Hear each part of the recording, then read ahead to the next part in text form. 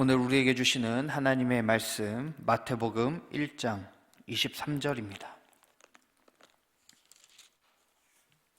마태복음 1장 23절, 제가 보는 성경으로 신약 2쪽에 있습니다.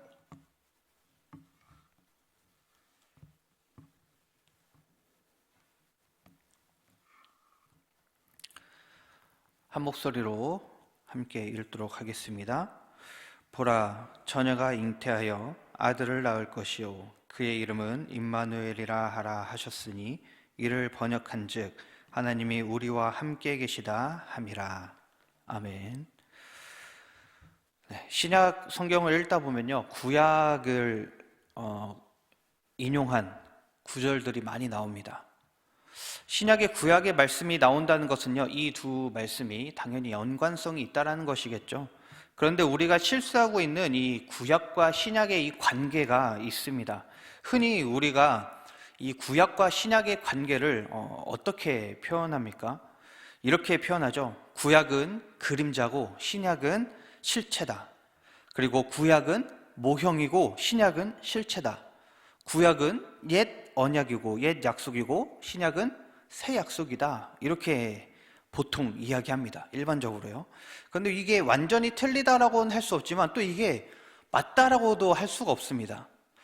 어두워지면 사라지는 것이 그림자죠. 다시 말해서 구약이 그림자고 신약이 실체면 신약이 있기 때문에 이제 구약은 그림자로서의 역할을 다한 겁니다. 그러니까 사라져야 되는 거겠죠. 굳이 있을 필요가 없습니다. 만약에 구약이 모형이라고 할 때도 마찬가지죠. 이제 신약이라는 실체가 있는데 구약이라는 모형이 굳이 필요가 없습니다. 우리가 이 앞에 아파트가 잘 지어지고 있는데 아파트가 다 지어지고 사람들이 입주합니다. 근데 모델하우스가 더 이상 있을 필요가 없겠죠.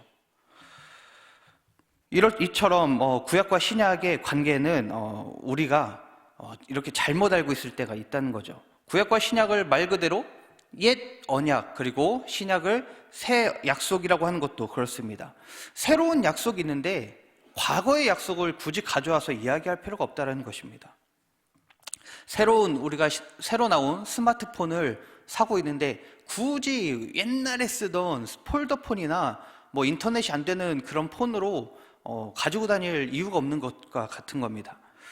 이처럼 우리의 이해를 돕기 위해서 구약과 신약의 관계를 이해하기 위해서 이해를 돕기 위해서 사용했던 이 말들이요, 어떻게 보면 오히려 우리의 신앙에 있어서 안 좋은 말이 될 수 있다는 것이죠. 잘못된 부분들이 있다는 것입니다.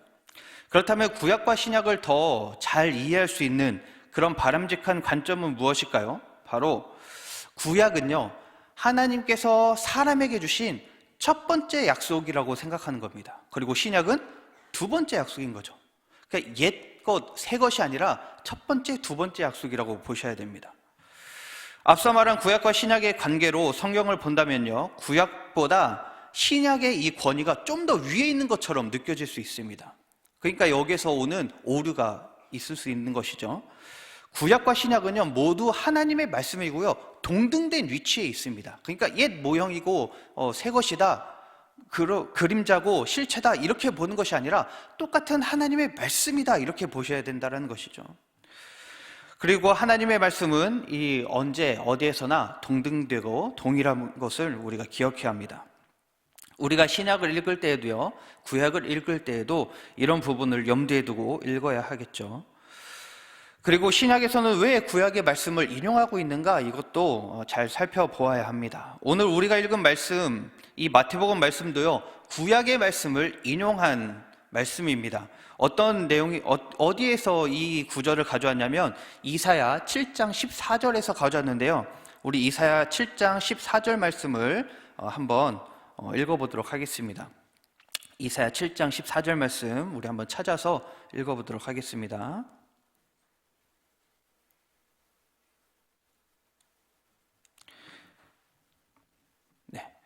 함께 읽어보도록 하겠습니다.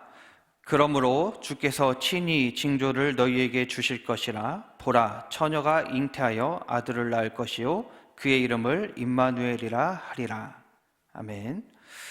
이 이사야서의 말씀을요, 신약에 와서 마태가 이 말씀을 인용해서 오늘 우리에게 또 말씀을 해주고 있는데요, 마태복음과 이사야서의 말씀을 비교하면서 오늘 하나님께서 우리에게 주시는 은혜를 함께 받도록 하겠습니다.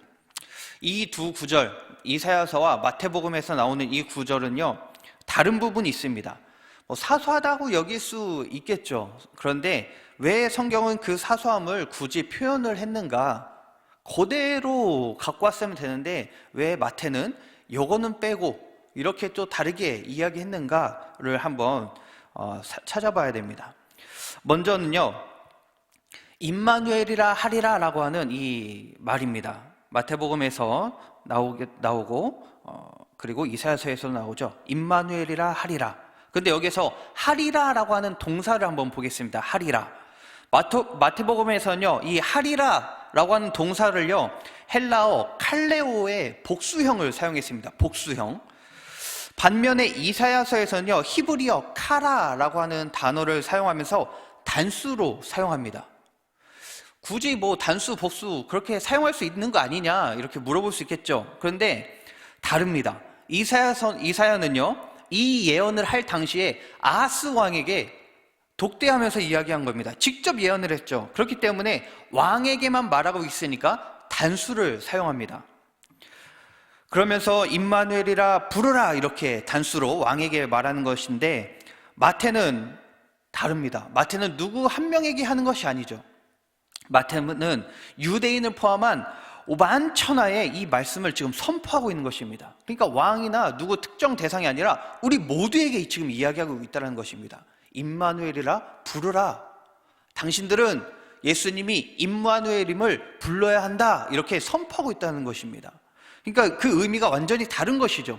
이사야는 그 개인에게 독대하면서 그 왕에게만 이렇게 이야기했다면, 마태는 우리 모두에게 이렇게 이야기하고 있는 것입니다. 한 사람에게 국한됐던 것이요, 이제는 만천하에 선포된 것이고요, 모든 사람이 이 말씀에 포함되어 있다라고 하는 것입니다.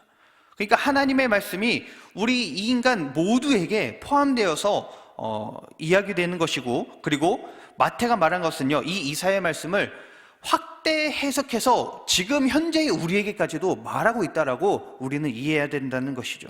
그래서 마태의 이 선포로 인해서 우리도 동일하게 예수님을 메시아라고 부를 수 있게 된 것입니다. 다음으로 임마누엘이라고 하는 단어입니다. 임마누엘, 이 단어는 히브리어입니다. 그런데 마태가요, 복음서를 기록할 당시에는요, 일반 민중이 히브리어를 잘 몰랐습니다. 잘 알지 못했어요. 통상적으로 아람어를 사용했습니다.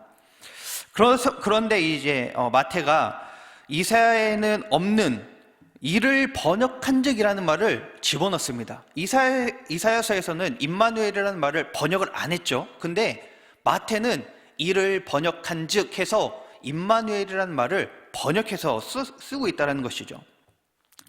임마누엘을 번역하면 하나님이 우리와 함께 있다, 이건데요, 여기에서 정관사 그라고 하는 게 붙습니다. 그 하나님이 우리와 함께 있다, 이게 됩니다. 그래서 그 하나님이 우리와 함께 있다, 그 하나님이 어떤 하나님일까요? 마태가 말하고 있는 그 하나님이 어떤 하나님일까요? 그냥 하나님이 아니라 그 하나님이라고 정관사를 마태는 붙이면서 다시 이야기하고 있는 것이거든요. 바로 이사야와 함께 하셨던 그 하나님이 지금도 함께 하신다라고 정확하게 이야기하고 있는 것입니다. 이사야와 함께 했던 하나님은 거기서 끝이고, 새로운 하나님이 아니라 그때도 역사하셨고 그때도 함께 하셨던 하나님이 지금도 함께 하시고 지금도 역사하신다, 지금도 우리와 동행하시고 지금도 여전히 우리의 신앙의 주체가 되신다, 이것을요 그대로 가져와서 우리에게 새롭게 이야기하고 있는 것이죠. 이처럼 마태가요, 이 말씀을 선포함으로써요, 이사야와 함께 하셨던 그 하나님이 마태의 하나님이 되시고, 더 나아가서 그 하나님이 현재 이 말씀을 믿고 있는 우리의 하나님이 되심을 마태는 다시 한번 우리에게 말씀해주고 있다는 것이죠. 또한 이 고백은요, 마태 자신의 신앙 고백이기도 한 것입니다. 또 하나의 차이점이 있습니다. 이사야서에서는 징조라고 하는 단어가 나옵니다. 징조. 그런데 마태복음에서는 이 징조라고 하는 말이 빠져 있습니다. 왜 그럴까요? 징조라는 말은 앞으로 나타날 사실을 의미하죠, 보통. 징조, 이것이 있기 때문에 앞으로 이런 일이 일어날 것이다, 이렇게 생각을 합니다. 그래서 이사야는 징조라는 말을 사용해서 앞으로 일어날 예언을 한 것이죠. 반대로 마태는 어떻습니까? 이 글을 인용하면서 징조라는 말을 뺐습니다. 빼야 할 수밖에 없었던 것이죠. 의도적으로 뺀 것입니다. 그 이유는 무엇입니까?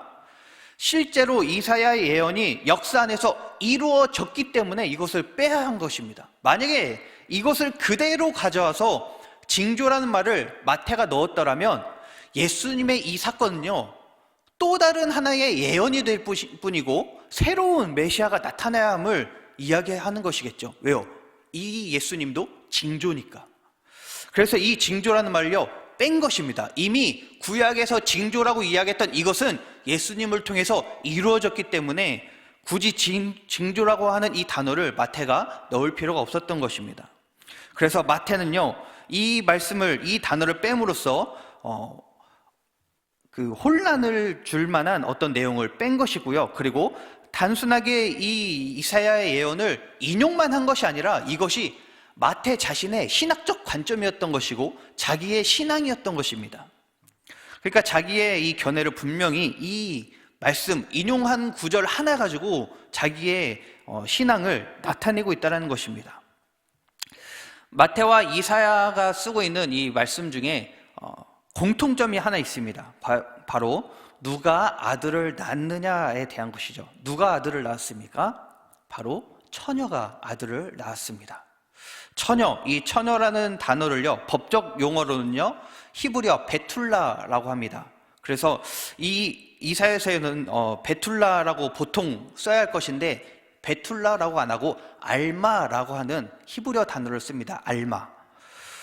마태복음에서는 이 처녀를 헬라어 파르데노스라고 하는데요, 이것이 알마라고 하는 단어를 그대로 번역해서 쓴 헬라어입니다. 그래서 소녀, 처녀를 의미하죠. 왜 이사야는 일반적으로 사용되는 법적 용어인 베툴라가 아니라 알마를 썼을까요? 알마라는 이 표현이요, 더 강도가 깊은 표현이기 때문에 그렇습니다. 처녀를 알마라고 표현할 때는요, 남성을 알지 못한 순수하고 청순한, 순결한 처녀를 의미하겠죠. 그래서 처녀가 잉태하여, 그리고 그냥 처녀가 아니라 정관사가 또 여기에 붙어서 그 처녀가 잉태하여라고 쓰고 있습니다.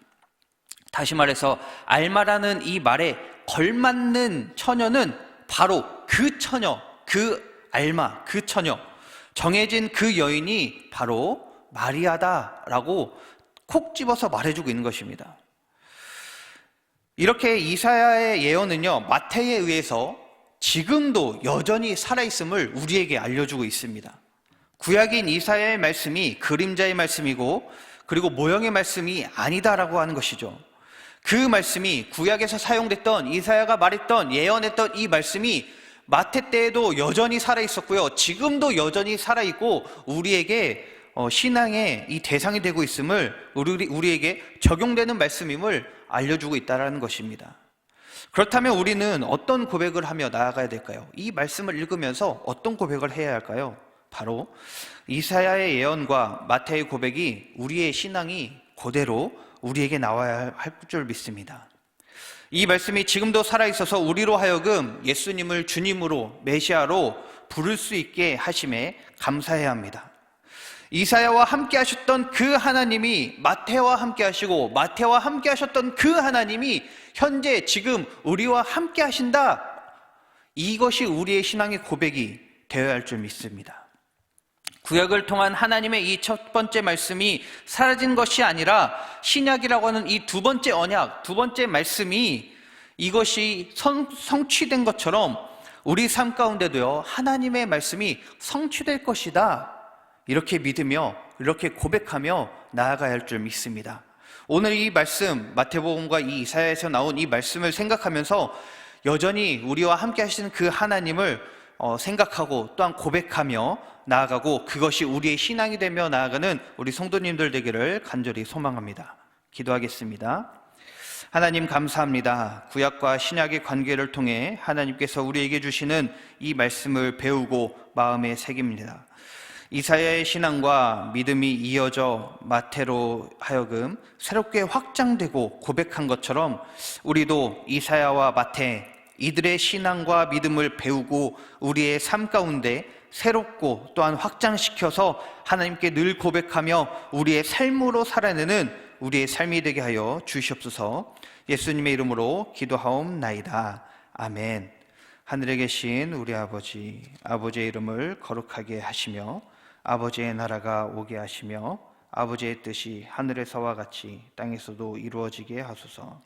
오늘 우리에게 일용할 양식을 주시고 우리가 우리에게 잘못한 사람을 용서하여 준 것 같이 우리 죄를 용서하여 주시고 우리를 시험에 빠지지 않게 하시고 악에서 구하소서.